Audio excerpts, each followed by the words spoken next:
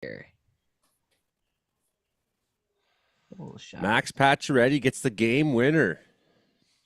Guess rain going through here. Interesting. It's like I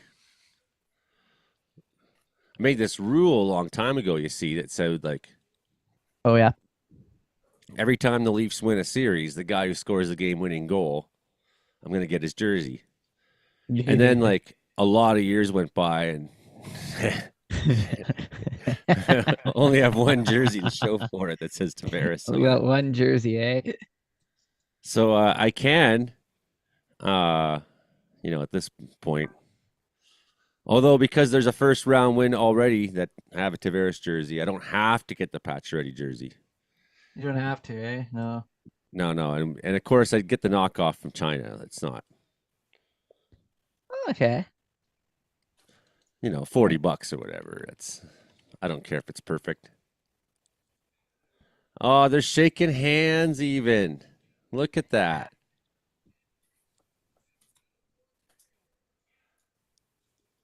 Nice. That's good to see.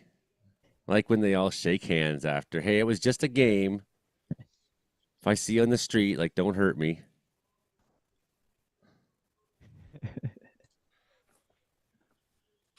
Good. Love to see it. Ottawa. Ugh. Oh, there goes my bracket. Told you. Part of it. Partially. Well, you got to listen to the guy. He knows a lot about bad hockey. Bad hockey. Okay, well, I think we're live here and it's working. Test. Look at that. And I got like Hilding blowing his nose. That's the thing. That is brilliant. Yeah. That's gold TV right there. First thing I see, and I pause it, of course, right away. So for the rest of the night, whenever I look at the screen, I'm going to see Hilding blowing his nose. You're a beauty, Hilding. How you doing, buddy? Pretty good. Oh, good. I'm so glad. Glad to see Ottawa done. Ridiculous that it took 6 games instead of 4. But no, the Ottawa played really hard. Oh, yeah. So now it's going to be maybe the Leafs and the Jets. That was my hope, my pick all along. Of course, they got to at least have to get through Washington. Well, no, they got to play Florida next. Oh yeah, Florida. That's going to be a tough one. Yeah, that's the thing. Kachuk. As hot as Tampa Bay was, Florida just downed them in 5, and that's kind of scary to walk into that, Okay, I got it up on all the socials now already. All right. So I think we're good to go on that end. I've had a crazy bunch of days. I don't know about you. Don't know about me, no. Well, I got a new camera here, if you haven't noticed yet. Yeah, you do look clearer. I haven't hardly even looked at you at all. Here comes Mark Engels as well. So of course we'll get Mark to explain it all. We have a crazy guest tonight. Crazy. Oh, even the coaches are shaking hands. Bruby's like, even though I'm way older than you, he says to Green. Mark's outside. I could kick your ass. Just adjusting myself out of the wind. They're skating around and holding their sticks in the air now to the foolish fools that are wearing Ottawa jerseys there because they're in Canada at this game. Okay. I can look at all that stuff later. It's hard not to, though. It's hard not to look at it right now. Austin Matthews is talking. They just won. It's good. It's good. Finally. It's good. It was over 20 degrees here today. I think it's 20 degrees here right now. Yeah, but it gets 20 degrees there. It is here too. May yeah. 1st. It doesn't get 20 degrees in Wells all that much. It's, Yeah, 20. It's 20 here right now too. Oh, so we're all 20. How about that? Today I went 20. Today I went out prospecting with Ian on one of his claims he's got there that's way down in this canyon. Oh, come on, prove Oh, two. Mark's got the Okay. 20 there. Yeah, okay. Yep, I got my 20 on my iPhone weather app that we're totally allowed to use on screen. Oh, yes. Oh, look, not 20 anymore for me. Was though, because look, 21.4 high today. Well, that's pretty good. That's the hottest we've been all year, of course, absolutely, by a long stretch. By I think 17.4 was our highest so far. We may have hit an 18 in March or something. I don't remember. There was like some really weird warm spell, We but I mean, I'd we show could you the find other out. way, but it's kind of smoggy today. So I can kind of see some of the San Juan Islands and some of the Gulf Islands, but I can't see the Olympics or anything. There you go. So I forgot we're not in April anymore. But yeah, the highest we had in April was 17.3. Well, you were wrong. You told us 17.4. Yeah, so 13.7 in March was our highest. Our lowest was 18.4 in March. You know, that sucked. Remember that? Cold. Remember being cold? Yeah, we went prospecting today, and it was nice. So he has this. He has this. So at 8:30 on my channel, the video of our journey is coming. Will go live. So like we'll end this show, and that will go live if anyone's still out there along. So the story on that is like he made 4 attempts to like find a way down in the canyon last year, and he was kind of thinking about it all winter, and so we went out and took a stab at it and went further up and down and around and came to sort of the south end of his claim there, and then we did some test panning just to see, and of course we found some flecks of gold. So it's started flagging better trail out, but it's definitely like one of those spots where around here, if there's anything that hasn't been worked, 2 or 3 times, let alone once, Yeah. it's like in a place that's out there. It's out there. Look at this, nothing going on in Canada, so that's pretty fucking boring. Maybe I'll bring a geologist on one of these days. Huh. Yeah, so what's going on tonight there, Mark? We got a special episode for everybody, and I didn't want to say anything because I think he works for the CIA, and we're not supposed to talk about anything. But Well, you know all the things. he just works for a university. I won't say which one, but Yeah, okay. he I didn't don't know want to what go the through deal the is. he didn't want to go through the hoops. So when you work at a university or really any state agency, you have to like get permission to do media stuff. Mm. And he didn't want to go through the hoops for that, which is totally fair. Having worked in academia before, I understand. And it probably wouldn't have come because I asked him last week, and sometimes that takes weeks to do for no good reason. Anyway, so he is uh he is blessing us with his presence, and we will discuss a lot of the stuff that he does. And we'll get to interview him. I mean, even outside of the work that he does at the university, he's just a great meteorologist. I've interacted with him for years. We're about the same age. And so we'll talk about his career.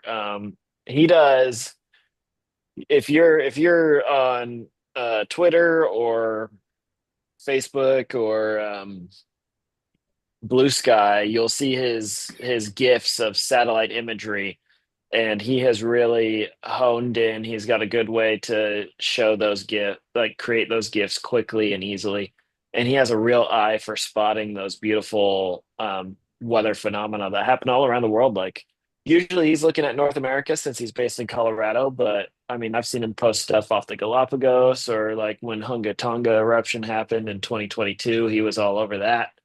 Of course, we all were. But yeah, so it'll be great to chat with him. I'm really Brandon and I went excited. live, I Dakota's a think. great guy. Yes, we did. During Hunga Yeah. Tonga, Yeah, Yeah, we man. did. we so that was my like the first or second time I was transitioning to nights ever. And so I had stayed up pretty late the night before, and so I was awake when the eruption happened, but I went to bed, and then I woke up and I had told Alicia, I was like, don't wake me up unless there's like a fire or a tornado. And I wake up, it's 10 or 11 a.m., and there's a tsunami advisory. We lived on the Columbia River estuary. And I was like, why didn't you wake me up? And she's like, it wasn't a fire or a tornado. But we drove out to Astoria. We met up with Chris Calais, friend of the show. Drove out to Astoria. We went to the beach and we kept the kids on the dunes because we knew the wave wasn't going to be very big, but we didn't want them out there. And we saw a 4 foot wave. That was pretty cool. Like we watched the ocean pull out and then come back in.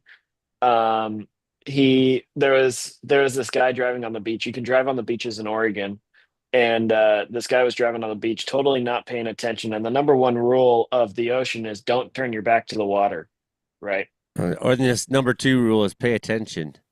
Right. Well, that's the idea. So he's like driving, and the water pulls out, so he's out on the wet sand because it's a little easier to drive on, and then it it starts coming in a lot quicker than he bargained for, and I thought we were going to watch this guy get stuck.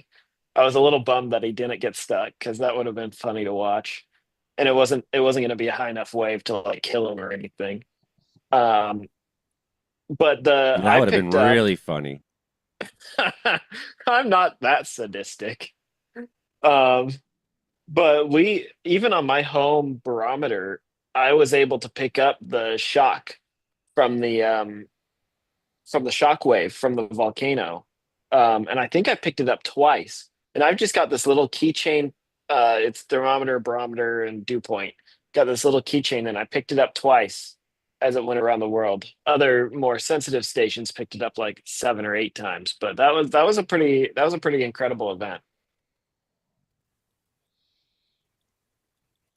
So it's like so nice in Western Canada right now. There's like snow going on still in like northern Ontario and Quebec. I saw there So was nice snow on Lake here. Superior today.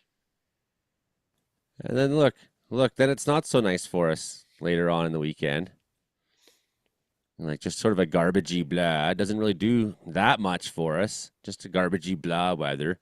And then we get all these fucked up L's just keep showing up on the other side of the mountains here, like in sort of random ways. There he goes. Kind of here I am. No, I'm over here. And Well, really, tries to organize. what this is it's a trough rather than an actual low, and so the model itself just picks the lowest point, but a trough is just an elongated low pressure system, so there's not Okay. really any low pressure center. That's just how they've got Pivotal handling it because they take in all of this data. The model itself doesn't plot the L's. It just is the pressure here, here, here, and so what Pivotal's doing is they're doing some um, post processing to add that in where the minimum is, and it doesn't handle troughs. Yeah, so just sort of a non too coherent organization of lows when they cross the mountains there.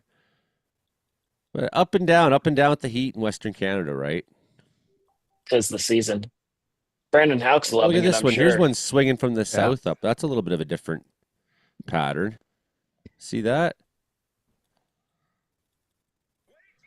So everything's been like upper level lows establishing for quite a while and driving all like we're seeing, But look at this. Here comes a guy up from the south for a change, Yeah, which but that doesn't high do is gonna much. block it. Yeah, It's it gonna doesn't like do brush much, Haida but Gwaii.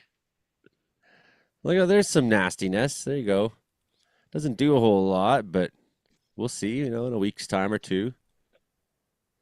Well, Hey, that's an so I interesting. That's a change in motion. I did something cool today. Can I share my screen? Yeah, I'll get out of here. I one of my coworkers. So I found. Well, I didn't find. Somebody shared with me this website. It's called Weatherwise. What? Um, and it's very similar to Radar Omega, except it's browser. Where's Zoom? There it is. Except it's browser based. So I actually talked to the guy running the show here today, but we could zoom in. And what I like about this is that it is browser based. We'll go to this where there's this severe thunderstorm watch. And look, it's the high resolution, like actual what you're getting in an app. But now there's a browser based version, web.weatherwise.app, and it's just he's got all these, all the velocity. I don't think there's much going on here, but so this is probably a bad place to look at. But he's got all these radars. Like if you want to know what's happening in Colombia, we got turn Dakota that in on. the waiting room. Oh boy. All right. Well, I discovered this, and I had a fun chat with the guy running it today. So I was pretty excited to discover that. I'm still using radar scope on my phone, but I might be making the switch. Dakota Smith is on mute. Welcome to the show, Dakota Smith.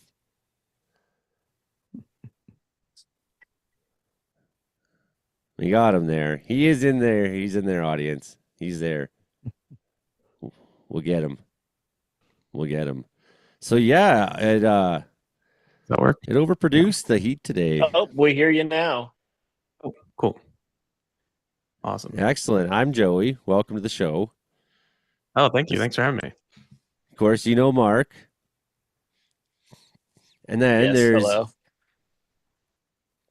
We also have a longtime member here, Brandon Hauk, who's the radio weatherman in Brooks, Alberta. Describe yourself for a sec there, Brandon. Yeah, radio weather guy. And I always see your GIFs all over the place. I see your post too, so yeah. Oh, yeah. Likewise. Then we got Hilding Donaldson, who is a cowboy not too far from me here up in Grassy Plains, British Columbia. Hello. Hello.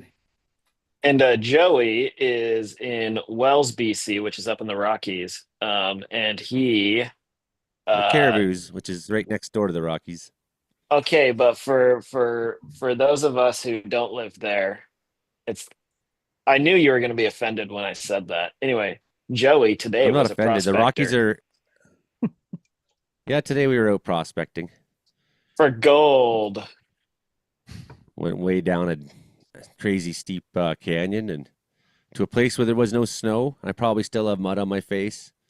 I often work as a wildland firefighter in the summer. And of course, I do some YouTube here. I'm a dad and live up here in the mountains. Don't spend much time in town if I can help it. That's the deal. So we're going to Mark's going to be the interviewee when we start with you tonight. So this is like the pre-show before the show, even though we're live and it's the show. It's not exactly the show, but it's not the show either. But it is the show now. See, back in the day, this was like just us talking before the show at this point. And then I was like, you know what? This is so interesting. We should just do that too. We should just broadcast that as well. But at 7:00, we hit record and we start. Frankie McDonald shows up, the world famous Frankie McDonald. He comes in and he's like on time, Frankie is. And we start the record for the radio broadcast that goes out to a number of university stations here in Canada, including one in Prince George, BC up here, one in Winnipeg, and one in Kamloops. That's the deal. And it was extremely nice here today. Extremely nice here today. So that's what I'm saying. I'll take it over to you there, Mark. Yeah, I got 20C here. Sitting out on my balcony in the sunshine. Yeah, so Dakota, tell us about the weather down there in Colorado. Oh man, it is so nice. It's like we got some storms today. First couple storms of the year. It's rainy, it's cool. Like that is my weather. Like I don't like heat or a dryness, and yeah, it's been amazing today. It was like 70 I think ish, and then had some storms roll through, cooled it down a little bit, and just fantastic weather. We have a very short spring, and I don't know if you all used to that, but I like when spring chills out for a little bit and hangs around. We don't really have winter here where I'm at in the Vancouver area. The coldest I got this year, I think, was 15 Fahrenheit. That was like one morning. And I think I had 5 days where we got below freezing. I don't know. So our snow just broke on last Thursday, Friday, and we still have ice in the lake right out my window here a little ways. That'll break soon too. High elevation town, so it takes a long time. It's not like I can drive 80 kilometers to Quesnel, and it's like Mexico there right now. Joey, I actually think Dakota's higher than you. Probably, yeah. In Dakota, Colorado, what's your elevation there? I'm like just above 5,000 feet. You're not the highest one on the show tonight, Joey. no. Well, I am still pretty high though. Doesn't But even feel like I'm high though, because it's all just it's flat. We're like right where I am, it's flat. So you're on a high plateau too? Well, I'm just on the plains right before the Rockies, so like I could see the Rockies outside of my window, but I'm still on the plains. Yeah, You're in Fort Collins, right? I'm just south of Fort Collins. Yeah, it's about right. So north of Denver, probably Yep. halfway to Cheyenne. Yep, about right. Yep. I've driven that stretch of I-25 many times, just the whole length of Colorado, and it's hilarious to me how it's like beautiful Rocky Mountains, and then on the right side, it's basically Kansas, Yep. which is incidentally what it's like to drive through Alberta. When you're going from Cardston up to Calgary, it's Rocky Mountains, stunning, and then on the right, it's just Kansas, but with canola. Oh yes. yeah, especially through like High River and whatnot, eh? Like it's sort of there's not much for the foothills there. It's just kind of a straight shot to the Rockies through the High River kind of area. Near like in Kananaskis. It's nice there. It's nice there. We got real mountains here, but it's hard to get into them. Yeah. You can see right here that there is the Cascades. Yeah, I was not made for television. Look at this. Like, can't even do Yeah, it. definitely no monitor, eh? 5 minutes till Frankie. It's the heads up for the 5 minutes to Frankie. Caribou Outlaw wants to know, Dakota, how far you are from the WWV towers. Where are those? WWV. I think they're in Boulder. So I'm like 10, 15 miles from that, about maybe a little bit further.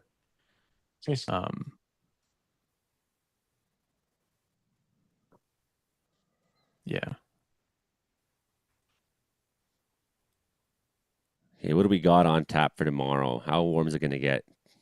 I think today was the warmest day for us, actually. Yeah, it's moving out for you already. Looking like maybe 28s in Vernon at 1600 hours. That's nice. Kamloops 27 again. 23s in Hickson, 24 Quesnel, 24 Williams Lake. Oh yeah, 22 Nasco, 24 Prince George. Look at that. Brandon, are you going to Dawson hit Creek. 30? 25 in Dawson Creek. It's going to be close. Probably 28, 29 Saturday. We'll be close. There's some Baltimore was 20 getting close to 30 today. Baltimore and Washington, D.C. Lillooet's sitting at 27. Well, that was an hour 55 minutes ago. Okay. Princeton 55 minutes ago was 26. We don't have any really good updates right now. What's the warmest place in Canada right now? Let's see.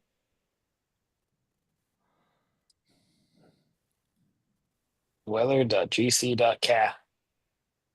I'm almost there. Yeah, me too, but the Wi-Fi doesn't reach out here very well. It would be I'm surprised the video works. oh Ashcroft, BC. Yeah. 28's there. Well, it's minus 17.2 in Clyde River, Nunavut. Them poor fucks. Can you imagine? Oh, Josh is here. Frankie's here. Oh, okay. Thank you, Josh. It's kind of far north, Ashcroft. Ashcroft is extremely hot. It's probably the most there. It's the most desert hot place there is in Canada, as far as I'm concerned. And, I've been up there. You know, I've been. Well, I got really good friends there. So does Hilding knows them well too. That live in Ashcroft. And hey, Frankie McDonald, spent a lot of time in 2 minutes to go before recording time. 2 minutes to go before recording time, Frankie McDonald. Hey, And did you Frankie. hear about this? There are some countries out there require visas to go to like third world countries. That's true, eh, Frankie? We want to introduce you to somebody, Frankie. He's an Dakota's atmospheric. from the States. Yeah, atmospheric scientist. He's from the States. That's right. Hello. Dakota's from another country than me. Yeah, that's the case. Frankie, I'm from Nice to another meet you. country than you too. United States of America. That's right. Today Yeah, we're but- all from just planet Earth. That's the thing, eh? That's That the name means of the weather Mexico is people. salty down in Mexico. It's salty United States of America. That means people in Canada, they need special permission to go to Belarus, Russia, and some of those African countries. Yeah. Some of them, Okay. though, want our money. We're almost there now, Frankie. You ready? We're like, it's go time. I'm gonna hit the record, I think, anyways, so that I can start digging up the. Because I'm like never really prepared for this part because I'm always like, oh, Frankie's here. Wow, it's already Frankie time. So special episode tonight on the Meteorological Report. See, I can't even find our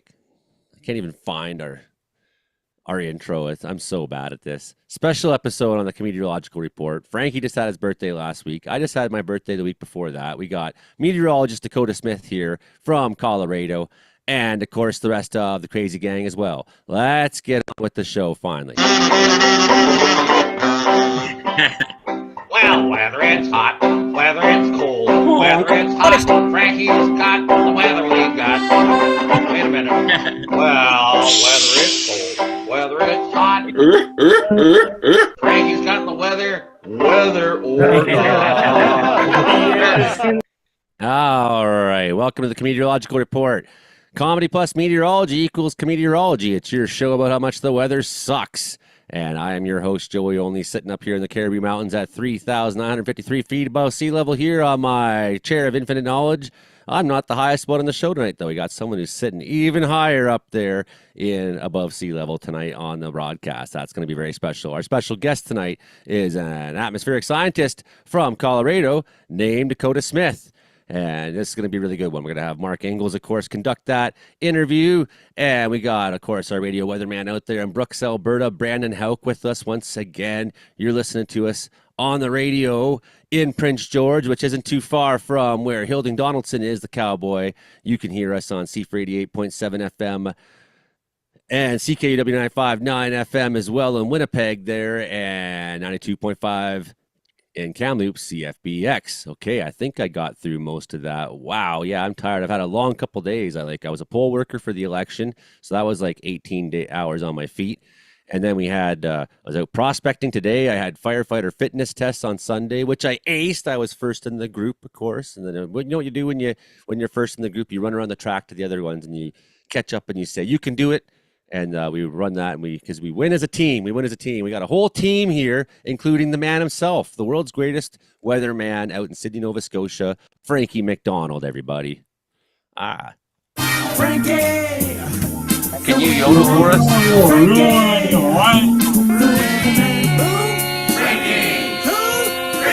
Who has the worst weather in the world, Frankie? Ladies and gentlemen, Okay, Frankie McDonald, how you doing so far, buddy? I'm doing great so far. In northern Chile, it's really, really dry up in northern Chile, down South America right now. And in South America is almost into the winter, so is New Zealand as of right now. And the weather all across Sydney, Nova Scotia. Sydney, Nova Scotia had so much heavy rain on Saturday, April 26th, and Sunday, April 27th, 2025. Brought so much heavy rain and high winds Saturday evening and Sunday morning. And in the afternoon, Sydney, Nova Scotia. Last weekend, it was so rainy in Sydney, Nova Scotia. Brought a whole lot of rain in Sydney, Nova Scotia. And it got some little showers heading for Sydney, Nova Scotia. Saturday overnight and Sunday is going to be light rain. But no high winds this time. And will not meet the warning criteria in Sydney, Nova Scotia Saturday night and Sunday. Then it got showers and cool temperatures heading for Los Angeles. And there's going to be lots of showers and rain this Sunday coming in Utah, Nevada, California, snow up in the mountains in California. Then you got some rain in Arizona and New Mexico and northern Texas is really hot air. Then you got an upper level low in Illinois, Indiana this Monday coming. Dragging all the cold air all the way into Tennessee and all those places. In the state of Tennessee and those places because of upper level low. Then they got warm air and cold air fighting each other in northern British Columbia and interior British Columbia. You got warm air and cold air fighting each other. This time of the year, interior British Columbia. Then it got lots of showers in the forecast. And it's going to be a whole lot of rain. New York City this Saturday, Sunday, and Monday and Tuesday coming up. In New York City, like Manhattan, New York, Queens, New York, and Bronx, New York, Brooklyn, New York, and all those places. Lots of rain in New York City. United States of America. This weekend and next week it's going to bring so much rain. New York City, Newark, New Jersey, Atlantic City, Statue of Liberty, like the Staten Island, Queens, and Bronx, and Brooklyn, and Hartford, Connecticut, and all those places. It's going to bring lots of rain in Massachusetts, Rhode Island, Maine, parts of Vermont. It's going to hit Pennsylvania, upstate New York, Maryland, Delaware, Washington, D.C., and parts of Virginia. It's going to bring really heavy rain in northern Texas, Oklahoma with severe weather forecasts, and parts of Kansas and eastern Colorado with severe thunderstorms in the forecast next Tuesday in places like, it could be headed towards Nebraska and all those places, including that the cold air is going to return to British Columbia and coastal areas. Yeah, it's not going to stay this warm for very long. And eastern Pacific, like in Mexico, is really, really dry right now. And showers in the forecasting. Guatemala, Costa Rica, El Salvador, Nigeria, Honduras, and a lot of rain, thunderstorms in Panama going on right now. Down South America, down Venezuela, that's down South America. It's really humid there. Caracas, Venezuela, a lot of thunderstorms and rain. So is Colombia, parts of Ecuador, parts of Bolivia, parts of Peru, and parts as well. And northern Chile is really, really dry right now. Snow up in the mountains of southern Chile and rain in the coast areas in Chile. And Santiago, Chile will be getting a lot of stormy weather and rain soon. In northern Argentina, lots of showers and forecasts in. Down in southern Argentina, it's really cold there right now. Ayusha, Argentina, got showers and flurries and forecasts. Falkland Islands is really cold right now. And Stanley Falkland Islands down South America. Weather in the United Kingdom and Europe.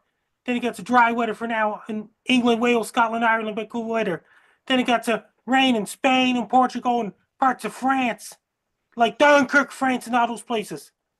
And showers in the forecast the south coast of France. That's where Elton John filmed the music video scene in southern part of France. What else, Frankie? In Germany, it's cold. It's going to get colder in Germany next week, including Denmark, Netherlands, Poland. Then it got some snow showers and rain showers and forecasts up in coast areas in Norway, or rain and forecast in coast areas in Norway next week. Then it got snow up in the mountains of Norway. Then it got some cold temperatures in Finland and Sweden, and Belarus. It's got some rain heading towards Belarus and Moscow, Russia, and got warm winds in Grozny, Russia, Sochi, Russia, and all those places. It's going to get to really warm temperatures in places like Sochi, Russia, Grozny, Russia, and all those places right now.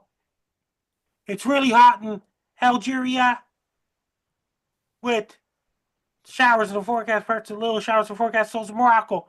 Libya is cooler right now, so is Egypt and parts of Israel right now. And as for East Asia, lots of snow, and then they got some warm air and cold air fighting each other. And Siberia is going to get really hot in Siberia soon. Then they got lots of rain in Tokyo, Japan this Thursday, Friday coming up, all the way up to Sapporo, Hokkaido, Japan, including rain in coast areas in Sapporo, Hokkaido, Japan, and all those places, and got warm air, cold air fighting each other. There's a possible storm heading towards Philippines late next week as well. And typhoon season's going to be bad this year in Philippines, and Japan, and Taiwan, and China, South Korea, including Vietnam, Laos, Cambodia. Then it got some rain and we got some rain in the forecast next week in Beijing, China, Wuhan, China. Then it got some really hot and temperatures and lots of thunder showers and thunderstorms forecast in Taiwan, Hong Kong, Philippines, Cambodia, Thailand, Vietnam, Laos, Singapore, Malaysia, Indonesia, Papua New Guinea. Myanmar under dictatorship is getting a lot of hot temperatures and showers and thunderstorms in the forecast. Same with Bangladesh and all those places right now. In India, lots of really hot temperatures in India right now. It's their summer showers and thunderstorms in the forecast, including Pakistan. And it was really hot in Pakistan. It's almost reached up to 50 degrees Celsius somewhere in Pakistan. In Afghanistan, Iran, Iraq, Syria. It's really hot in Saudi Arabia right now. Emirates with showers and forecasts of parts of Saudi Arabia, Yemen, Oman, Qatar, and all those places. It's really hot there. In Africa right now. Nigeria and Ghana, lots of rain and thunderstorms in the forecast. So it's Gabon, Congo, Democratic Republic of Congo, Uganda, Kenya, Ethiopia, Tanzania, and all those countries. Zimbabwe, Zambia, lots of rain and thunderstorms going on right now, including Angola. It's soon be in a dry season. Botswana is entering a dry season because the southern hemisphere winter. Then they got some cold temperatures happening in South Africa right now. They got some warm temperatures, cold air temperatures fighting each other. Mozambique and Madagascar will soon be in a dry season. They're getting lots of rain and thunderstorms in Madagascar right now. La Réunion and Mauritius, they will soon be entering dry season because the southern hemisphere winter starts in June 20th. Down Australia is lots of dry weather in Central Australia and Perth, Australia. There's a lot of rain in the forecast in Papua New Guinea and northern tip of Australia. They got a little bit of showers in the forecast in east coast of Queensland, Australia, and northeast coast of New South Wales, Australia. Down in southwest Pacific and New Zealand right now. Lots of showers in the forecast in Auckland, New Zealand, Gisborne, New Zealand, Greymouth, New Zealand, Nelson, New Zealand, Hamilton, New Zealand, New Plymouth, New Zealand, Wellington, New Zealand, all those places. Then it got a little bit of showers and forecasting. Cool temperatures in places like Christchurch, Queenstown, and Dunedin and Invercargill, New Zealand. And the end of this month, there'll be 24-hour darkness down Antarctica. That means a lot of scientists got to leave Antarctica before southern hemisphere winter, including the Russian scientists, American scientists, and all those places. The only reason the scientists go down Antarctica just to do research work, not to socialize, just to do research work, including Russian scientists. Up in the Arctic will be 24-hour daylight on May 19th. Excellent worldwide weather report, Frankie McDonald. You're Over the in greatest. places, over in Congo, Uganda, houses are built differently. People live in different lifestyle in Congo, DR Congo, Gabon, Uganda, Kenya, Ethiopia, and all those places, Zimbabwe, Zambia, Angola, and third world countries in Africa too. In Russia, people have their own lifestyle over there. They don't normally speak English over there. No, they don't even smile. Yeah, They don't smile themselves over there. Yeah, great world weather report, Frankie. You're the greatest. And guess who's in the chat? Monica. Dakota. Monica's in the chat right now. Hi, Monica. I'm doing great so far. Yeah, she says it's good to see you, and now that it's warm weather, don't be out stealing Wi-Fi. Okay, so meteorologist Mark's got a question for you, Frankie. Frankie McDonald, how are you? I'm doing great so far. Good. My question is, what is your favorite Elton John song? Elton John's. It's like a Saturday night. You sing Elton John on Saturday nights? Actually, my other question is, which Sydney is the best Sydney? Is it Sydney, Nova Scotia, or Sydney, Australia? Both Sydneys. Both of them. He's a man of the people, Frankie. I'd probably pick Sydney, Nova Scotia there personally. Anyone else got a question for Frankie McDonald here in the chat before we move on briefly to Brandon Hauk, the other man over there? Any more questions for Frankie? Doesn't seem so. Okay, well, guess what, Brandon? We're going to go to you next. The Brandon Hauk Report. Oh, hi. This is the Brandon Hauk Report. Brought to you by Smoking Good Barbecue. Hey, afternoon there, Brandon Hauk. Well, good. I guess good evening now, but yes, good afternoon. And it's a smoking good afternoon. And we got a smoking hot weekend coming our way here in Southern Alberta. So that's what we're going to be Yeah, that's what we're going to be talking about. Well, first off, last couple of weeks we've had kind of ups and downs in the weather pattern, a little bit of snow, a little bit of sunshine, and the third Tuesday we got the first little crack of thunder, got a little shelf cloud roll through. It was pretty awesome. Blast of rain, about 6 millimeters of rain. And now it's heating up. We've got ridge of high pressure taking over. The trees are starting to leaf out here, and the temperatures are going up, up, up and away, especially as we get in towards Saturday here. We're going to be seeing a daytime high of 28 degrees, and I get to be the lucky person to be hosting the Pump It Up Run in Dinosaur Provincial Park, where it feels 5 degrees hotter down in the coulees, especially at this time of year and into the summer months there. So I'm not going to be running, but yeah, it's going to be quite an event that's going to be happening down at Dinosaur Provincial Well, Park. you'll be running the event. Yes, I'll be running the event. That's right. There you go. I'll be running the event. I won't be running, but I'll be running the event and watching from afar. That's right. And putting the music on and entertaining the crowd, So that's what we'll be. And then next week I get to do a couple of remotes too. So it's going to be a lot of fun. Fun week of radio coming up here.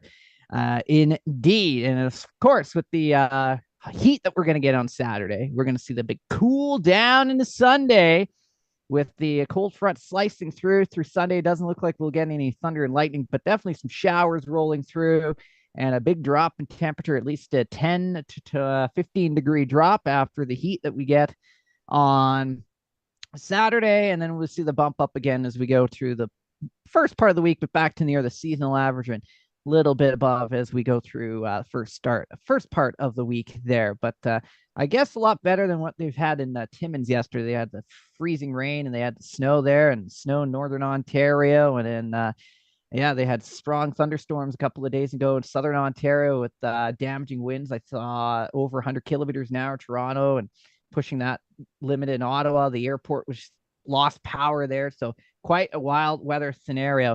Now, I know we were talking a little bit about mountains and elevations and such at the beginning of the program here, so I think that really tops up this story that I found on the interwebs this week. And this guy, well, he climbed out Mount Fuji there in Japan, and well, I think he lost some his equipment broke or something and got a little bit of altitude sickness there up at the top of the mountain. And so he had to call for help, for a rescue helicopter, So they go up there, they rescue the guy, they bring him back down. And then he realized when he got back down from the top of the mountain that he left his phone up at the top of the mountain. So, oh no. So so the next day he goes right back up the mountain, climbs back up the mountain again. So many disasters happen in the mountains because of phones. Like the woman who died 2 weeks ago in the North Shore of Vancouver, she's like, I can reach my phone. It's right. And then off she goes off the edge and dies. Anyway, so I can just imagine where this is going. You remember a few months ago when that person in Australia got like stuck between the rocks trying to get their phone because it fell down the crack? Oh, yeah. I remember that. Yeah. Right. And then remember like last winter when a phone blew off someone's deck and hit a hydro substation and knocked out power to everywhere around Mark's place? For 6 hours, yeah. Okay, so give us the punchline, Brandon. So the guy goes up and he goes up to try to find his phone, but then he got altitude sickness again. Of course he did. Another hiker saw him this time, and this time they had to call another helicopter, and you got to be rescued from the top of Mount Fuji again for the second time this week for going to retrieve. I don't know if he got his phone back or not, but that was I'd say that was the wildest story of the week so far. Oh boy, some people just don't learn. That's why you got to make them pay for the helicopter sometimes, right? Like we did a rescue in the backcountry of Bowron there back in 2012 or whatever it was, and the guy just insisted we call the helicopter. And we're like, well, no, you're not injured. And we're leaving in the boat in 3 days or 2 days. You'll come with us. And so you lost your canoe in the damn river. But that's your stupidity anyway. So then he's insisting until like finally we just put him on the radio at the head ranger. And the ranger's like, can I have your credit card number? And the guy's like, what do you want that for? And he's like, well, to pay for the helicopter. That was the end of that discussion. Okay. Anyways, great smoking good episode there, Brandon Hauk. Okay, let's get on with Thanks. we got meteorologist Mark here and our feature interview of the night coming up. Let's go. Watch. Just got the fat check for pushing that. My name Mark Ingalls. Pushing that agenda. It says here, HARP, climate change, whatever, in my bank account. All right, meteorologist Mark, have at her. Good evening. I before we get going here, I want to acknowledge what happened here last weekend in the Vancouver area. There was the attack at the, I'm gonna pronounce this wrong, Lapu Lapu Festival in Vancouver. Somebody drove an SUV, killed a bunch of people. It was not a good situation, and it was a mental health situation that happened there, and a lot of people are really struggling after that. We have a White Rock, the White Rock night market tomorrow, and a lot of people in the comments are really hesitant to go because of what happened in Vancouver, and that's very understandable. I know a guy who's had friends that were there. Like this was the first time something like this happened in the Lower Mainland, and it was very traumatic. And whether you're in a mental health crisis yourself or you're struggling to cope with this in the Lower Mainland, like there are people here for you, and don't be afraid to reach out to people for help. And I do want to share the mental health crisis line for Canada. It is 1-833-456-4566. So now that I've brought it down a couple of degrees, let's bring it back up a couple of degrees with our featured guest tonight is Dakota Smith. Dakota's a meteorologist in Colorado. If you are into weather and on Blue Sky or X or Facebook, you may have seen his GIFs. He puts together the spectacular satellite image GIFs. He has a real talent for finding those beautiful weather phenomena throughout the world. And so we're really excited to have him on. Dakota, if you'd like to introduce yourself a little bit, and then I've got a few questions for you. I just wanted to say hi, that I joined the panel. So, hey, Mark, really appreciate your comments on mental health thing. Mike, be ready with your question for Dakota later on. Awesome. All right, Dakota, go ahead. Yeah, sure. Yeah, so name's Dakota. I'm out in Colorado, and I've been out here for about almost 10 years now. Actually, yeah, over 10 years. I went to Penn State for my undergrad in meteorology, and then went out to Colorado State for my master's in atmospheric science. Did some climate research there. Found out it wasn't my thing.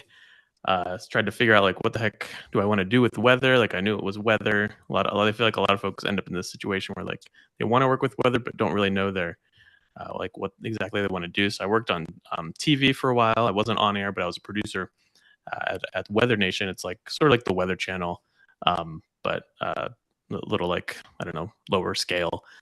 Did some social science research for a while, and now I've ended up making satellite imagery for a living.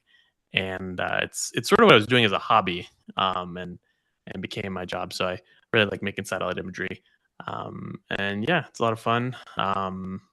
Yeah, I don't know if there's how much detail I should go into, but yeah. This is your program. You can go in as much detail as you want. I want to know what got you into weather originally. It was snow. Definitely weather, blizzards. I grew up in Maryland, and we would get some of those nor'easters, or some of the ones that sort of scoot south of the Northeast. And I was in the blizzard in '96, which hammered us. And then I think that one was the one, even though I was 4 or 3 or something. I think that's the one that really got me into it. I also went through Hurricane Isabel, which I think probably sparked my interest a little bit later in life, when I was in middle school. But it was snow. Snow is still my favorite thing. Sort of a bummer this year we didn't really get that big snowstorm that we usually get in March or early April. We had a bunch of tiny snowstorms, but yeah, definitely snow. I don't know. I love a good blizzard. In the spring. Do you participate in the winter sports then, since you're in Colorado? I snowboard. Yeah. I'm a snowboarder. Okay. Yeah, it's so expensive though. I rarely get out and do it. I was going to say you have the hair for it to be a snowboarder. Thank you. So you with the satellite imagery, of course, that's what most folks here are going to know you about if they know you. Um, Sure. Tell us about the first time you had one of those images go viral. Yeah, so there are actually two occasions that come to mind. The first one was Hurricane Harvey, which made landfall on the Texas Gulf Coast in 2017. And that was the first major hurricane we had made make landfall in the continental United States in over 10 years, I think. But we also had this brand new satellite, GOES 16, up that was sending back 1 minute, sometimes 30-second imagery of these storms. And I was grabbing the imagery.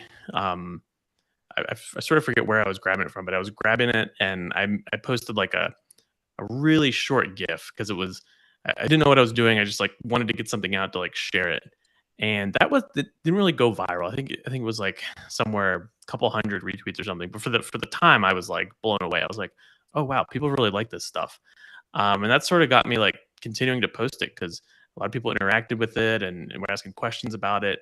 And so we had Go 16 given all this awesome data and imagery, and then comes along Hurricane Dorian 2 years later in 2019. That was a crazy storm. Cat 5 sort of stalled on Grand Bahama and produced this crazy imagery of this eye, just a mesmerizing, intense eye. And I posted actually something with lightning. It wasn't actually it was when Dorian was forming. And I just like it was a random post. I was like 2 a.m. or something at night, and I posted it. And that is to this day my most viral tweet, I guess not most viral thing ever on social media. But it got like it was like I think it was like the most shared thing on Twitter that day. Um, and yeah, it was so cool to share that with everyone. And a lot of people, the coolest thing about that is like all these people were realizing that hurricanes have lightning, tropical systems have lightning, which is something I didn't pay attention to very much as a meteorologist. Like I wasn't a tropical meteorologist, but I got all these questions about lightning in tropical systems. So those are two examples that come to mind. I think we knew tropical systems had lightning, but I think the GOES 16 series has really illuminated that for us, pun intended. Yeah, and well, we and didn't just how have much lightning there is. Yeah, we didn't have the geostationary lightning mapper. And so when Go 16 went up, we got to see all this really cool stuff. And yeah, I think illuminated for people, just non-weather people, but also meteorologists, really, brought to the forefront. Like, wow, this is we can actually see this in supercells and in cold fronts and thunder snow, all sorts of examples. Yeah, I before this here in BC, I was at a renewable energy company in Oregon, and Central Oregon has a significant radar gap.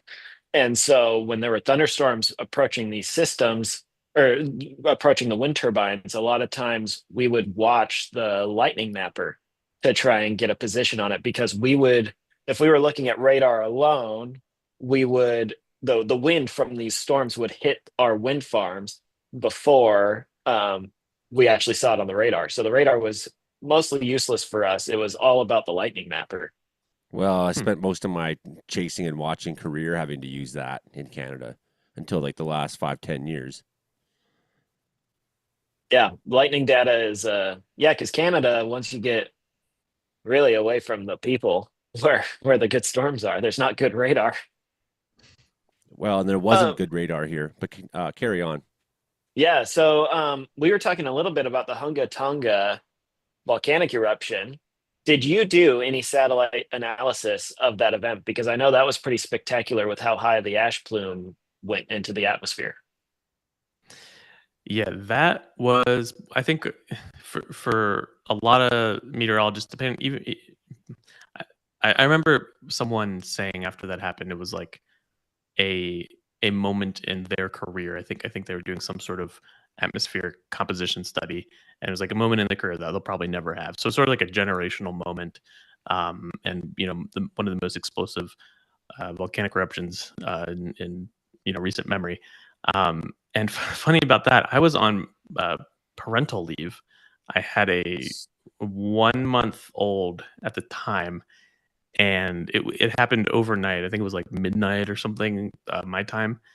and I I wasn't working, so I wasn't like actively making the imagery, but I was awake, and the baby was like in a little bit of a nap, and I saw it happening. I think I saw it a little bit late, and I did post some stuff for that event, and yeah, that imagery is incredible. It looks like it looks like a bomb goes off, and the shock waves that ripple. There's like a full disk image from these images would be from Himawari 8, the Japanese geostationary satellite, and the waves that go out from it. To me, was the coolest image. The geocolor view of like up close was really neat too, but the ones where you can see the waves just sort of blew my mind a little bit.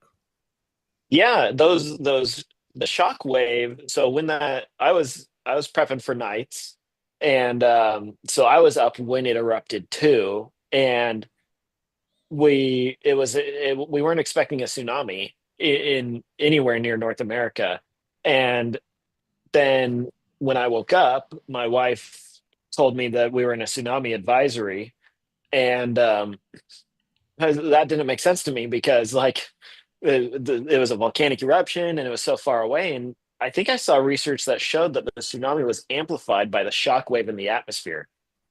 I don't Oh know how wow. true that is, but that is the research that I saw on the subject, and that you could see it on the satellite.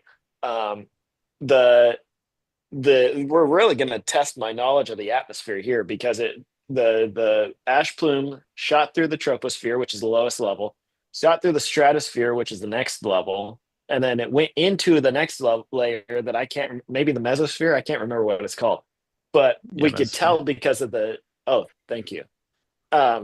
We could tell because of the temperature on the infrared satellite that it was going through these different layers, and it was such a bizarre thing to see. It was just really cool. I actually didn't even know that. I knew it went to the stratosphere because there's been a lot of research done on how much water vapor it's injected into the stratosphere. You know, has implications for global temperature. But I did not know about the mesosphere. That's crazy. Got that high. Yeah, so like when you look at it, when you look at a supercell, for the radio listeners and the YouTube guys, when you look at the supercell thunderstorm, the center of it usually has the coldest temperatures because those are the highest clouds. But with the ash plume in the stratosphere, in the troposphere, temperature gets colder as you go up. You know this as you go up the mountains and stuff like that. In the troposphere, in the stratosphere, that reverses, and the temperature gets warmer with altitude. And then in the mesosphere, it gets colder with altitude again. And so we saw these layers where the satellite looked weird because you had the outer layer was cold because it was the lower elevation stuff, and then you had a big area of actually warmer clouds, and then you had a small area in the middle of it getting colder again as it went through these layers in the atmosphere. Hunga Tonga was the biggest volcanic eruption to happen in the satellite era, which would make it bigger than Pinatubo in 1992. I think that was Pinatubo in 92. I don't know. I wasn't here for it. Thank you, Joey. Joey was here for Krakatoa in the 19th century. That's true. Yeah, I've been around a long friggin' time there, lads. Anyway, so that was just an incredible event, and it's the satellite imagery that that really helped us understand that event. We do have a question in the live chat. Shelley asks about other scientists using your imagery that you pull up, Dakota. Yeah, all the time. I get requests from folks in media, on the news, online media, but also scientists, and then folks in operational positions as well, like National Weather Service, use the imagery all the time. So yeah, I could think of a couple examples of scientists using it. So it's really neat. I think we should point out this imagery is freely accessible to everyone. It's just Dakota has a talent for finding these and putting them together with the parameters that really look really special. So I'm going to queue up Brandon Hauk here after this question. So Brandon, be ready. But I want to remember the question I was just going to ask you, but that's how the radio goes, right? That's when you need your mother to be like, it must not have been very important. Right? No, my mom's thing was think before you speak, because I'd start off with and she'd be like, think about what you want to ask before you start saying it. I wanna ask you about your transition through your different stages. Like, was it difficult to transition from research to television to this sphere where you're at now? I think no. I think mainly because I just knew research wasn't like my thing.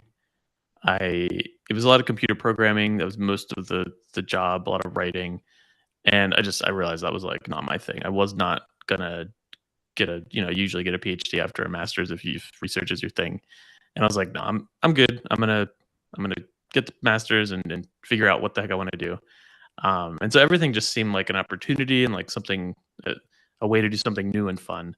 And TV had its difficulties, shift work, really like early, late shifts. Every look at it, and the culture is a lot different too.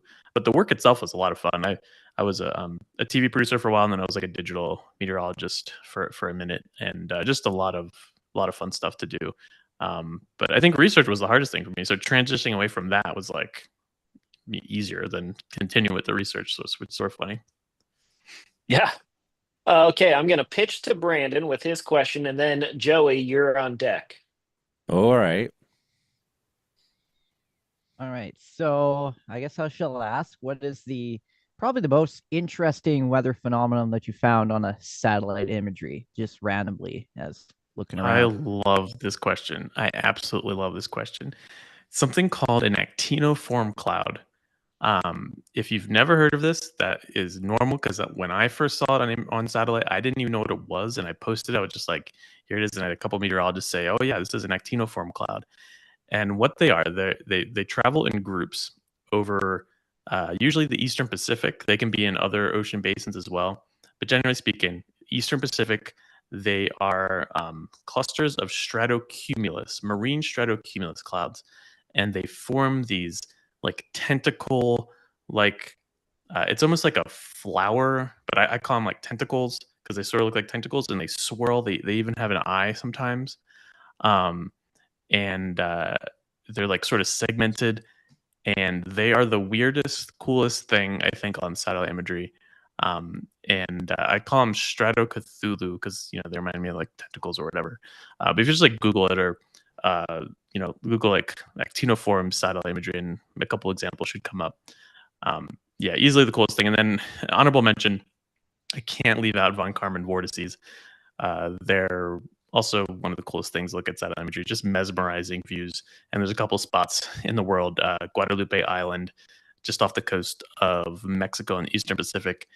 And then, I don't know if I'm pronouncing this right, Jeju Island, off the coast of, I believe it's Japan, produces a lot of von Karman vortices. And those are just swirling little vortices that form in a line. So you have all these vortices in a row, and they sort of feed off of each other. So generally things that spin are pretty. That's sort of my motto. So anything that spins, I think, is really pretty and really cool to look at. To add a little light, it's kind of like von Karman vortices are kind of like if you're walking with your hands out in the pool and then you see the little whirlpool spin up behind your hands. That's kind of what's going on there. Yeah, and they only really form where air is being separated by something, and then the air comes back around. So like an island, they form a lot on mountainous islands where the air is sort of pushed around the island and it comes back, and then sort of makes a swirl on the other end of it. Yeah, and I guess these would be easiest to see over water just because there's more moisture, right? So you're going to have cloud cover more often. Yeah, because they're like everywhere, right? But we can only see them if clouds are there to depict it. So yeah, that's a good point. Right. All right, Joey, let's hear it. Yeah, okay. So can you like see my house from there? No, I'm kidding. Okay, so okay. Our satellites are not that good. You were talking earlier about the eye wall of the hurricane and the fantastic lightning imagery you were pulling out, and I'd like you to just elaborate a little bit on the relationship between the lightning and the eye wall, the rapid intensification of the hurricane. Sure. Yeah. So I'm not completely read up on tropical research in general because rapid intensification is a very much ongoing research topic. But generally speaking, when you see lightning within an eye wall, it usually indicates some sort of intensity change. So at times, yeah, we get a lot of convective towers going up in the eye wall, and then we get all this lightning, and usually it's like, hey, yeah, this thing is bombing out right now, becoming like a Cat 4 or Cat 5. But you can also see it in weakening storms as well in the eye wall. And the lightning is not just in the eye wall. Most of the lightning within a hurricane is in the outer bands, because I think it's where you get some of the more like deeper thunderstorms. So even in like a weak tropical storm, you can see lightning in the outer bands. But yeah, I think intensity changes is usually when you get this lightning in the eye wall. Excellent. Yeah. Mike McGregor's been on the panel. He's been quiet all night. We got Hilding still here. He might have a question. Mark, who do you think we should roll with here?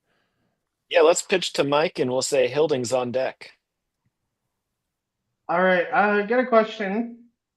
One of my all-time favorite weather events is supercell thunderstorms. What is your top list of satellite images that you've seen of supercell thunderstorms? What's the most unique satellite imagery you've seen of supercell thunderstorms developing? Or oh gosh, that's a great question.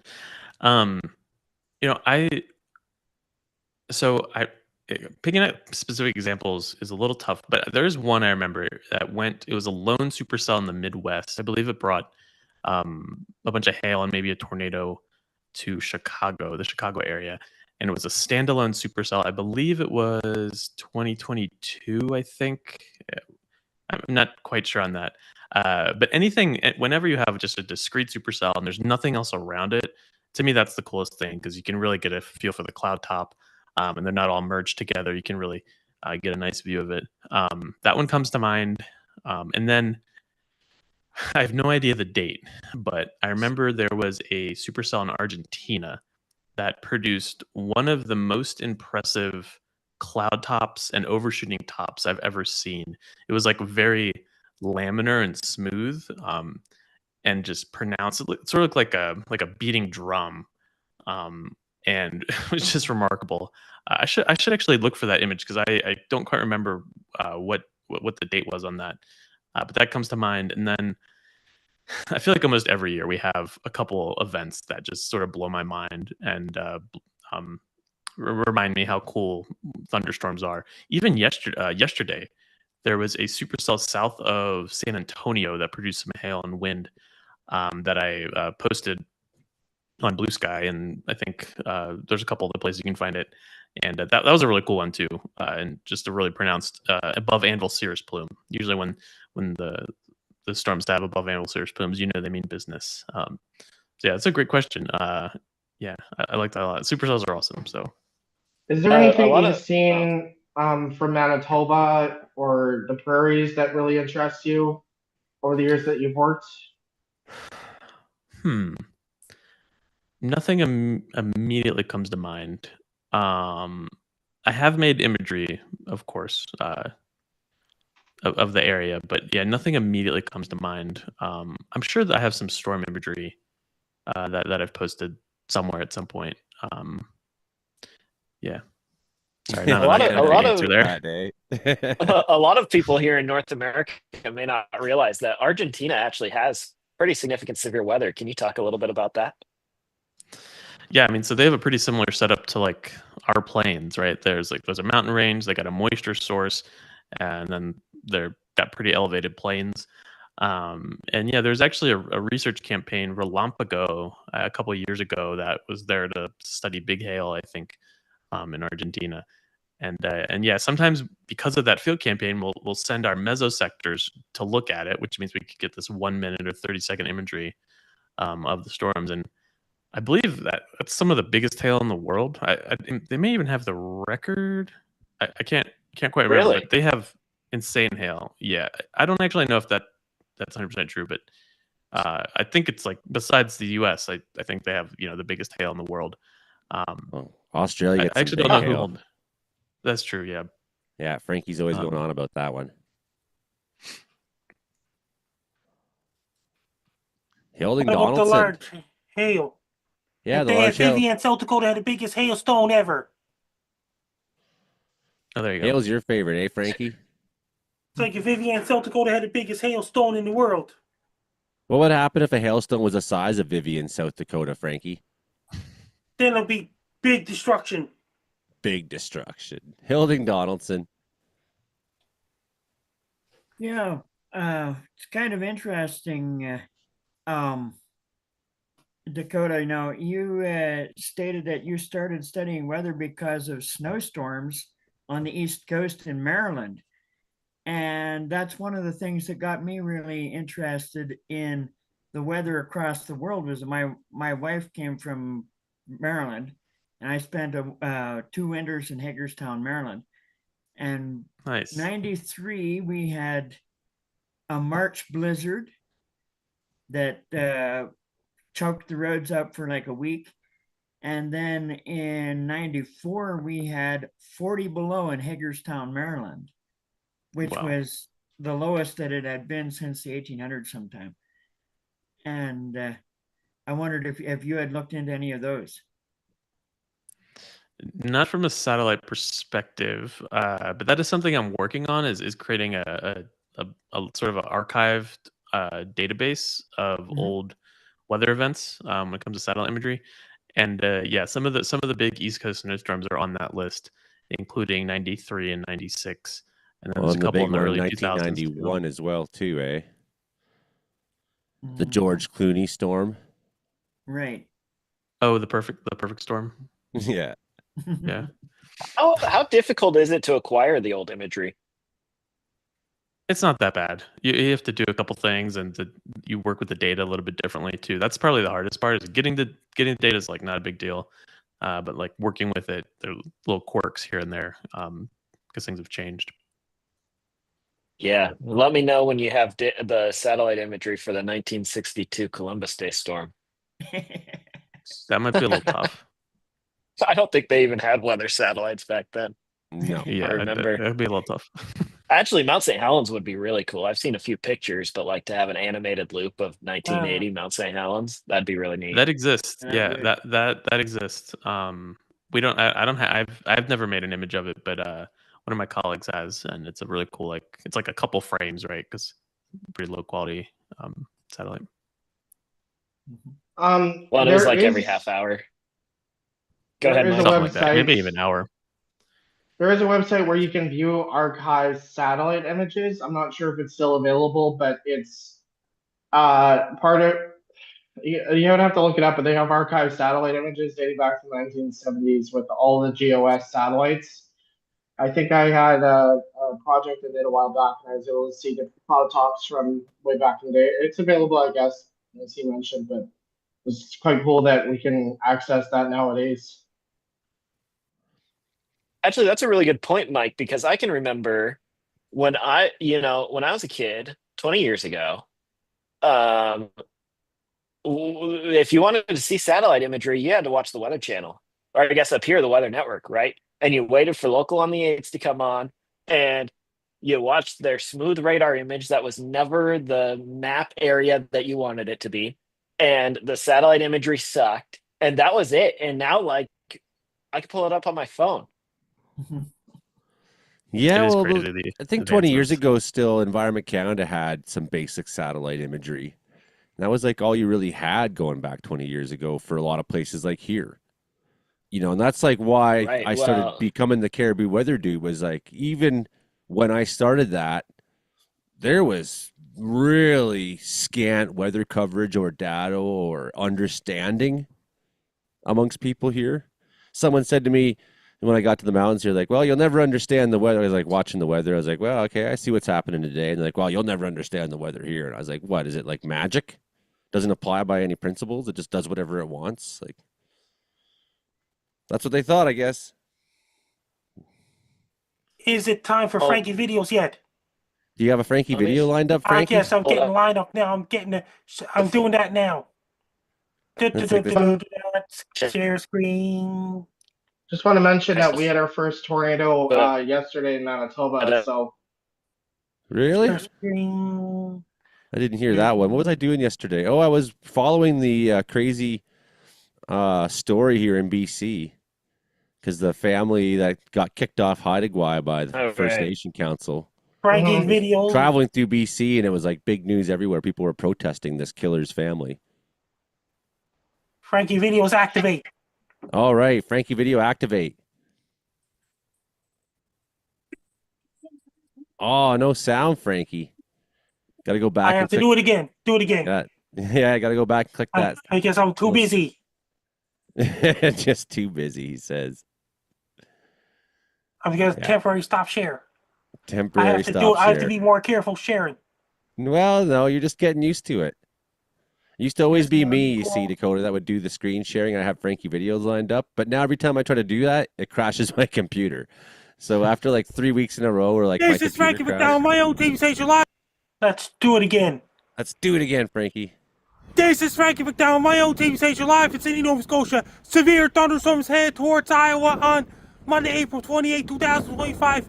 It's going to bring a lot of severe thunderstorms and chain lightning. Very loud thunder. It's going to bring heavy downpours and really large hail in the state of Iowa, including Davenport, Iowa, Des Moines, Iowa, Fort Dodge, Iowa, Webster City, Iowa. It's going to bring a lot of rain and hail. It's going to bring some tornadoes in the state of Iowa. It's going to bring so much thunderstorm cells up in the sky. It's going to bring so much severe weather in the state of Iowa, especially in Des Moines, Iowa, Quad Cities, Davenport, including Fort Dodge, Marshmallow Town, and Webster City, Iowa, including Cedar Rapids. It's going to bring really bad chain lightning, real loud thunder. It's going to bring heavy downpours, a lot of large hail that can break windows of houses and cars and things like this and shatter windows. I want every single person in Iowa to be extra prepared. It's going to bring so much severe thunderstorms, chain lightning, real loud thunder that can knock out power, that can damage houses, that can bring tornadoes and go destroy houses as well. People in Iowa, be prepared. Have your rope boots ready, raincoats ready, raincoats ready. When you go outside, wear your raincoats to keep you dry. Order pizzas and orange ice will buy case of Pepsi, buy case of Coke. Do your grocery shopping, don't wait till last minute. Do it right now. Make sure if your smartphone, cell phones, laptops, tablets, charge, every 3G, 4G, 5G, and LTE is ready as well. Make sure when a severe thunderstorm happens in your area, unplug your TVs, computers, stereos, and gaming consoles so you don't get a power surge. When a severe thunderstorm gets in the area, get inside your house so you can be safe during big hailstorms. Stay away from windows. Stay interior houses. Stay away from the underneath trees and stay away from the open fields, such as golf courses, so you don't get struck by lightning. If you have anybody live in Iowa, be prepared for severe thunderstorms on Monday, April 28, 2025. Take care, stay safe. Don't get caught in severe thunderstorms. Stay dry and be safe. You got that forecast absolutely right this week, Frankie. Went crazy there. What happened there this week?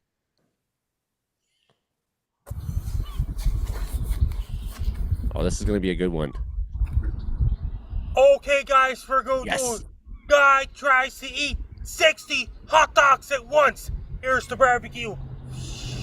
There you go, radio listeners. Cooking the hot dogs in the barbecue. He's cooking the hot dogs in the barbecue. Putting shredded cheese on it. And shredded cheese as well. Putting onions and lettuce and things like this. Onions and lettuce and things like that. He's cooking. And hot dogs in the barbecue now. Cooking hot dogs. Hot dogs are ready. Guys? Hot dogs. I want you to eat 60 hot dogs at once. Eat them all right now. Oh my God. Eat those hot dogs right now. That's a lot of hot dogs. He's eating them though. There he goes. He's like 5 in. He's got shoveling them. There's a school bus going by. Kids are looking at the window thinking that's a lot of hot dogs. Frankie's just out in the field there, radio listeners, pounding hot dog one after another. Unbelievable hot dog eating. This is like world championship hot dog, quality hot dog gluttony going on right now. He's kind of fading though. Slowing down. Maybe ate him a little too fast. Oh no, he's starting to hurt him. But he's got to eat those 60 hot dogs at once. He can't be falling down or nothing like that either. I can't cook anymore. Eat 10 more hot dogs.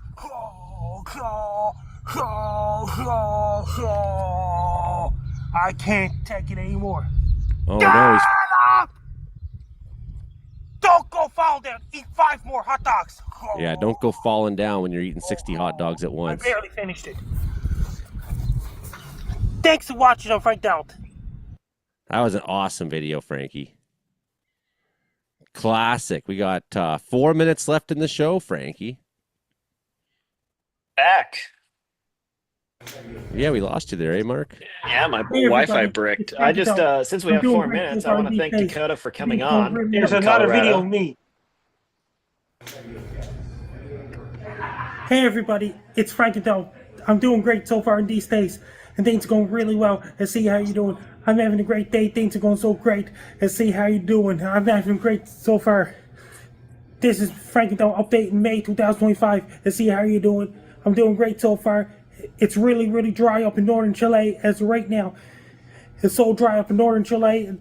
Right now in Santiago, Chile, it's going to get a lot of rain this southern hemisphere winter coming up. And see how you doing. I'm doing great so far. New Zealand's supposed to get a lot of snow in Queenstown, New Zealand this upcoming winter. Things are going great so far. And see how you doing. I'm doing really great so far. Things are going really great. And see how you doing. I'm doing so great. And see, things are going great so far. I'm doing really great these days. And see how you doing. And I'm keeping all you guys posted and things like this. And see, I'm doing great so far. Right now. That's pretty great. He's doing really great. That's a lot of great say all at once. Frankie, we're running out of time this week. One last video to show. We're running out of time, buddy. This is the last video. This is Frankie McDonald, my own TV station live in Sydney, Nova Scotia. Lots of snow in Magadan, Russia this Saturday.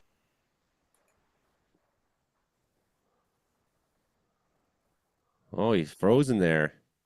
Uh-oh, he might have the same problem you have. And then I have to read you one more time. Well, lots of snow in Magadan, Russia. Well, it can go to the after show. People can still catch the after show here. If you want to follow me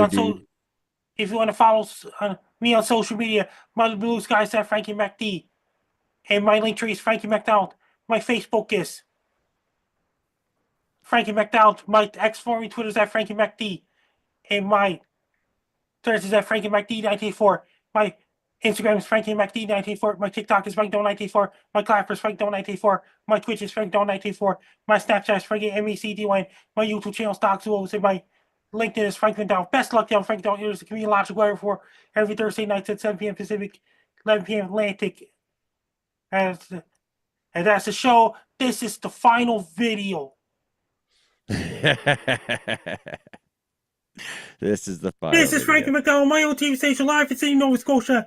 Lots of snow in Magadan, Russia this Saturday on May 3rd, 2025. It's going to bring lots of snow on Sunday, May 4th and Monday, May 5th, before the temperatures gradually warm up in Magadan, Russia. People have to dress really warm in Magadan, Russia. But they still have to dress really warm because it's going to bring cold temperatures still in Magadan, Russia. Be extra prepared. Wear your warm clothes and things like this. It's still going to be cold and snowy before it gets a little bit warmer in Magadan, Russia. And lots of snow on May 5th, on Saturday, May 3rd, 2025. On Sunday, May 4th, 2025. And Monday, May 5th, 2025. Be prepared, be safe. And stay warm, be safe. All our friends there in Magadan, Russia, just want to make sure you know. A lot of those people don't normally speak English. No, but they still love this show, don't they? Yeah, you can hear us on C4 88.7 FM, But Russia has a lot of FM, and CFBX 92.5 FM in Prince George, Winnipeg, and Kamloops. And, of course, you can find the live stream here, like Frankie was saying, 6:30 at night. We usually start on Thursday night here on Caribou Weather Dude YouTube channel. That's the show this week. We had our special guest was Dakota Smith, meteorologist down there in Colorado. Mark Ingalls interviewed him. Frankie McDonald, the world's greatest weatherman. Hilding Donaldson's here, of course. Mike McGregor from Weather Center, Manitoba, and longtime co-host Brandon Hauk. That's the show for this week, everybody. That's the show, Frankie. That's the show. I'd like to introduce Dakota Smith. I will say hi, Dakota. Hi to Dakota Smith. And unless you're watching us on the live stream, then that's not the show. This is the show. That's the show, everybody. That's the show. Okay, well that's the show, but the show still continues. There's a lot of internet restrictions in Russia. Yeah, there is, eh? Like what, Frankie? What do you think? That Like means you can't go on a no certain website, MySpace? things like this. A lot of people don't speak English there. They don't understand. People speak English. They don't. Hey, Frankie. That... Hey, Frankie. Should we see where we can find Dakota on social media? What?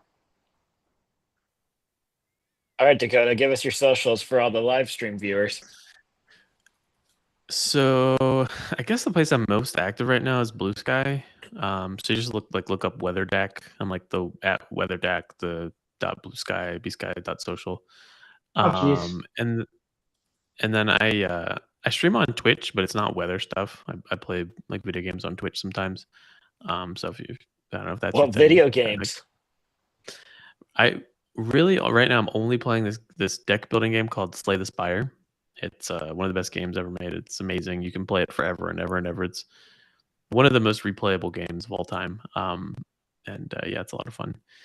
And then I guess that's about it. I mean, I don't post to Twitter that much anymore. I used to post to TikTok all the time, but don't do that anymore. So yeah, really just Blue Sky and Twitch. Yeah, appreciate the shout out. And I also wanted to say thank you so much for having me. This is a great conversation. Like the questions were amazing. I love talking about satellite imagery, so it was just a lot of fun. And yeah, appreciate everything you all did. It's a really cool show, and yeah, thank you. Yeah, thank you for coming. Hey, Dakota, this is a post-show conversation.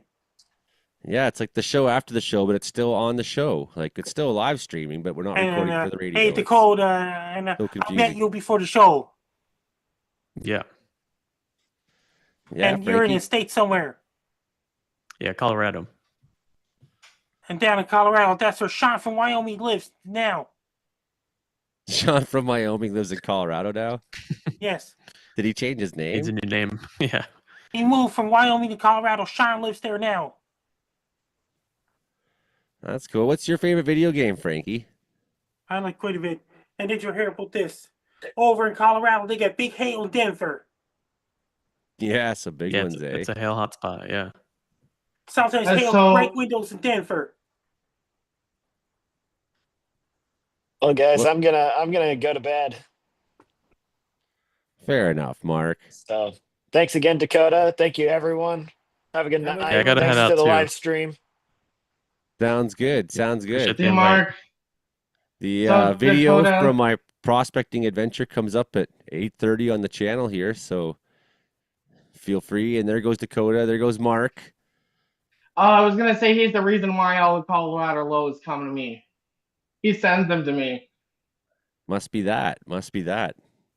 So we crawled our way down the canyon today and found our way down there. Did some test panning and found a couple flecks of gold and said this is worth looking at some more now that we found some access here and yeah, helping Ian find ways to a claim he had that people might have thought was in a ridiculous place, yet we got there. How it rolls. How it rolls. That's my story today. I'll see you on next week, Joey. I didn't get to get my segment in, but still had a chance to talk. So you guys are awesome, and I think we need to have more guests like Dakota in. Yeah, well, you know how it is when we have the Dakota, or we have the special guest episodes. That's the focus. Yeah. So like, I didn't even say much, right? A way to go in the Senators winning, though. That was a big one. Yeah, the Leafs needed to end that like last week so that I wouldn't have to be sitting here at showtime being like, just finish them. But yeah, that's good. It's good the hockey season. I just hope the Jets win because otherwise we're pretty much done for. Like, I don't even mind. I don't even mind if, you know, it's like all those years the Leafs got beat out in the first round, and it's like today it was 20 degrees outside. And if you know how long we suffer in Wells with winter conditions, to get a 20C day at the start of May, that's huge, man. I've gone through summers where it barely gets to 25. Like 2020 was like that. Mm-hmm. Right. What about the tornado, Mike? So it actually popped up. Yeah, surprisingly, it was only like 400 joules per kilogram cape. And Justin and I were like, why is it that we always seem to get these tornadoes happen on really low Cape days and not high Cape days? And he actually thought like it was weak sauce too, because it was just picking up little dirt bits in a field, and it was a land spout. Someone caught, I guess, captured it south of Niverville, and I was like, well, I guess I won against Justin this year for the first time we've gotten tornado. Because last summer he got one in Western Manitoba before I did, so I'm winning so far. We got 0-1, so we're kind of doing a bit of a contest to see who gets more tornadoes, the West or the East, and it was weird because it popped out of like a towering cumulus cloud, and we weren't expecting it. But it just goes to show how crazy unstable the weather has been. Even today, there's been pop-up thunderstorms, and there's more coming on the weekend. Tuesday, Wednesday is our next best chance. It's Manitoba and Alberta first got our first tornadoes. I think Ontario's coming up next. Yeah, Northern Tornadoes Project confirmed it is EF0. So it barely qualified, but it happened. Look at this stuff tomorrow. Of course, For those of you who don't know where Niverville is, it's just south of Winnipeg by about 20 minutes. So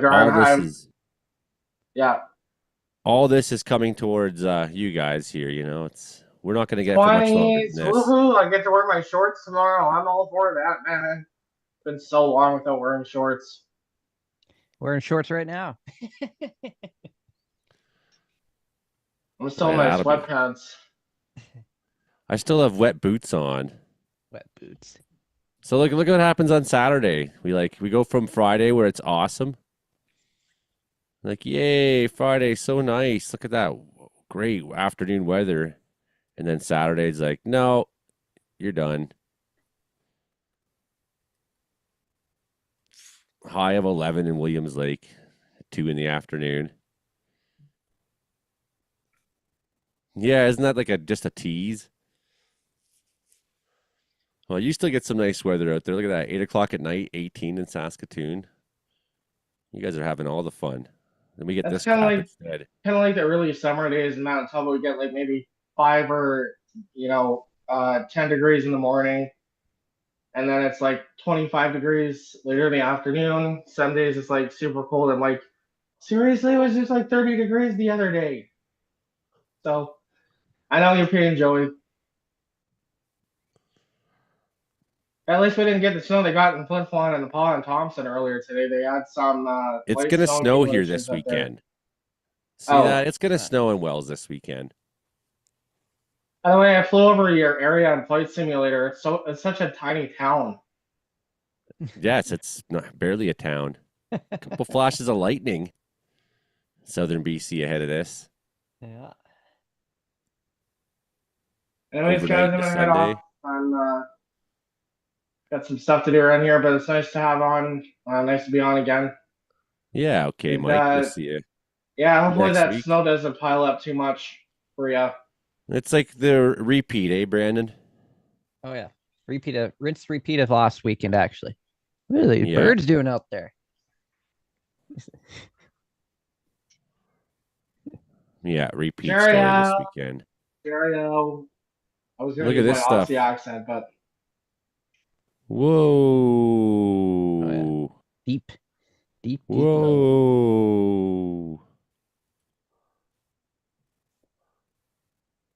We get our temperature. Does our temperature rebound much on Monday? Probably not. Not too much. Not a great deal. You can see that. Probably back to seasonal averages, maybe. Yeah, or slightly above it. And the next cold front arrives on Tuesday. Man, they're having the fun down there. Oh, yes, they are. I wish I lived in Texas sometimes, but then I think about living in Texas and I realize I'm so glad I don't live in Texas. Yeah. But man, lightning storms there, so great. Yeah. Well, I got playoff hockey starting tomorrow night. We gotta get. Oh yeah. Penticton V's. This is it is on with Penticton, right? This is the big one. gonna be good. It's 8 o'clock. Championship, eh? Yeah, 8 o'clock start. It's gonna be a big day tomorrow, and then I got Pump It Up run the next morning. Thunderstorms ahead. Well, hopefully that series doesn't fall on. Hopefully you just win it really fast, and yeah, so that we don't have like any interruption of Brandon Houck. Yeah, if it is maybe really some fast, lightning next week Thursday. That's awesome. So yeah, if it does go fast, then my chances of being on the show next week are a little bit higher. But if it doesn't, yeah, because I got a remote on Thursday at McHappy Days. We'll be there all day, and Friday at the Chop Leaf, doing a remote as well. It's on location broadcast stuff. So. Oh, this is so far out you can't rely on any of this, but imagine. That'd be fun. Did you find that fire hotspot that I saw yesterday? No, I didn't get around to looking. I've had a crazy week, man. Because should be around along on the north side of Utsa Lake, down halfway between Grassy Plains and Kenny Dam, somewhere in that area. Was it burning today? Well, it was hazy a bit this morning and smoky, but it didn't keep it up. So I think they must have put it out or something. But it was definitely a pretty big plume of smoke. Like Victor and I looked at it with the pickup. We were sitting up here on the ridge on the driveway, and you could look straight down there, and it was on the other side of a hill. But it wasn't This was far a enough fire away to be in the park. In Lac La Hache today. Mm-hmm. Someone had reported to me. Well, that was definitely. Yeah, I think so. Rest up for a big day tomorrow. Location 8 o'clock hockey That's game. the reserve.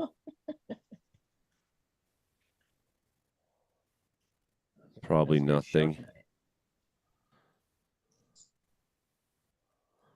Oh yeah, hopefully you like my new camera view. Yeah, man, that's an improvement. Yeah, not seeing anything. Yeah, I don't see anything on there. They're out. Like the ones that are down further are way too far east. Yeah. I'm trying to remember how to get. There's all the show things. There it is. The show things are in the way. Mm-hmm. Looks like a couple hot spots out there. Mm-hmm. No. That's the best one I got there. That's out by Chislada. Yeah. Where did it go? Yeah, it had just thought I saw. No, that's not a dot. That's down by Kluskus. No, nothing. Not seeing anything. No, it's up higher. Up. It's right up there, yeah.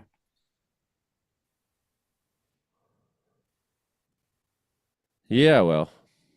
So in a couple minutes' time on the channel, it's just you and me left. Brandon's gone. In 15 minutes, 20, not even, my little prospecting adventure will show up with Ian and I today going down in the canyon. So if you are still not done with enough Joey broadcasting, I know I look all grody because I was out in the bush today. It's like, that's the kind of show you get here on Caribou Weather Dude YouTube channel. Hillbilly Deluxe like a style. Man, that's all. Hillbilly Weather Show.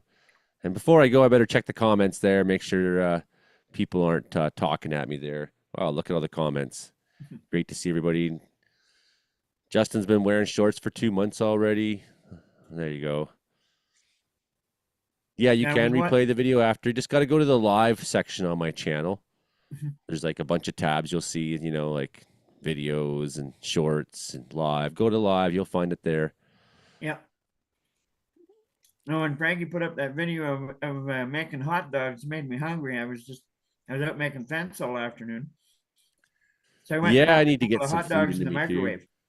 I figured you're out building fence, and you can tell it's warm because you got the straw hat on. I didn't have a chance to really, talk too much during the show, but you got the straw hat on as opposed to the regular black cowboy hat, and I was like, Oh, yeah. definitely warm over there in Grassy Plains, I noticed right away. Dallas ties it up 3-3. Who's winning? Oilers still winning. Oilers are still winning. Avalanche are winning. We're winning, but Dallas tied it up. Crazy. Well, all that really matters is the Leafs won for tonight. Well, okay, that's me. In 15 minutes, maybe I'll see you here in the chat if you're there for a little wilderness adventure video that we got there. Maybe 10 to 15 minutes long. But some of the beautiful views of the Caribou Wilderness you're going to see there, plus some gold panning and giant cedar trees we got in there. Man, it was just a beautiful day for a walk. We put about 8.5 kilometers hiking. Yeah. Not too crazy, 4.25 in and back out. A little bit of walking around. But yeah, perfect day for it. Hit over 20 degrees here in Wills. Couldn't believe it. Well, I think that's it for me for now. I'm going to get ready for the next little premiere here. And hit like, share, subscribe if you haven't already. A lot of new members of the channel today. It's that's nice to see for a change, Holding. Some videos seem to get watched a fair bit. And it's been pretty dead all around here for a while for me. So seeing a video get some views for a change, I've been just like producing content and assuming that 200 people will see it.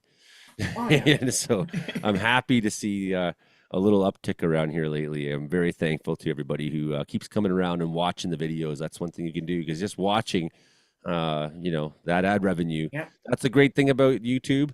It's like, the ad revenue, it does go to the content creators, right? So it's this thing where like, TikTok, or I guess like that's happening on Facebook now too. And they tell me that I'm maybe making revenue, but like, I don't know many people who've had, I guess Justin finally has started to get paid out from Facebook, and Brandon too. But, it's like, if you're making content, it's nice that they're sharing that, right? You're not just putting it out there for nothing. So that's like the great thing that YouTube does. It's not like, when you get a YouTube membership for premium, that money still, a portion of that's going to every buddy you watch. Mm-hmm. Right. So like you get a portion of premium users or whatever. Right. So, but it's like you go and get Netflix, and it's like, people who are making money off that are a lot high, it's like, so it's grassroots. Yeah. That's what I'm saying. It's like the people's sort of network, right? It's like you're watching YouTube, you're paying into it, you're like supporting human beings that otherwise would have a much more miserable life. So thank you all very much for being part of that. Okay, I'm gonna go stretch my back here, and we'll see you in 15 minutes if you're still around on the channel there for whatever I said the video is gonna be called. What was it? I'll tell you just so you know what you're looking for. That's the last thing I'm gonna say tonight. When I finally get to it, is the prospecting video, Frankie McDonald 2025 update there. First thing I see. So great. Frankie's so hilarious. The video is called "Stubborn Gold Panning Prospectors Find a Route to the